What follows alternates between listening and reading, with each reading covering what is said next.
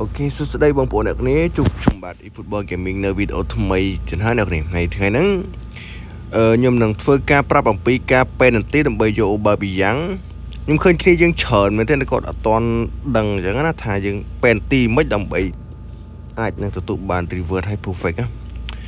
តោះអ្នកគ្នាអញ្ចឹងខ្ញុំនឹងធ្វើការប្រាប់អំពីរបៀបនៃការ penalty នេះគេប្រាប់យើងធ្វើម៉េចឲ្យអ្នកគ្នាដល់ពេលដែលអំវងហ្នឹងវាអូសចូលនៅក្នុងអាហ្នឹងឲ្យល្អធ្វើម៉េចឲ្យវាស្មើហើយនឹងចុចមួយទៅចុចលើអំវងហ្នឹងទៅវានឹងចុចពេលវានឹងញាក់បើឬក៏វាសុទ្ធបាល់ឲ្យល្អហ្មងគឺវាអត់ខុសទេ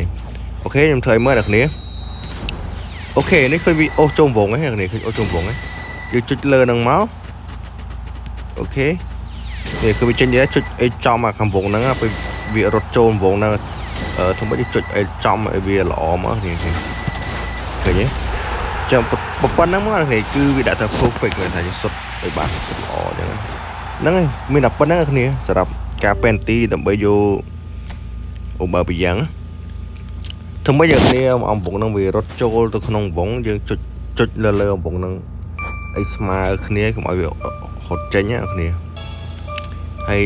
ហ្នឹងហើយគ្នាវីដេអូហ្នឹងមានតែប៉ុណ្្នឹងទេគ្នាហើយមួយទៀតខ្ញុំធ្វើការ review Aubameyang មួយសម្រាប់កាត Aubameyang ហ្នឹងល្អណាស់គ្នាហ្នឹងហើយល្អហត់លឿនប្រយុទ្ធស្រួលអញ្ចឹងណាគ្នា Aubameyang ខ្ញុំចូលចិត្តលេងណា Aubameyang ហ្នឹងនេះសំខាន់ speed លឿនហើយការរត់កាត់ប្រយុទ្ធបាល់ល្អ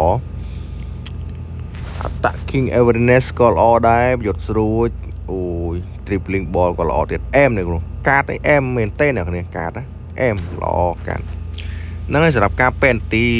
យក Aubameyang មានតែប៉ុណ្្នឹងអ្នកគ្នាអូខេអរគុណច្រើនអ្នកគ្នាជួបខ្ញុំនៅវីដេអូថ្មីយប់ដល់ទៀតអរគុណច្រើនអ្នកគ្នាបាយបាយ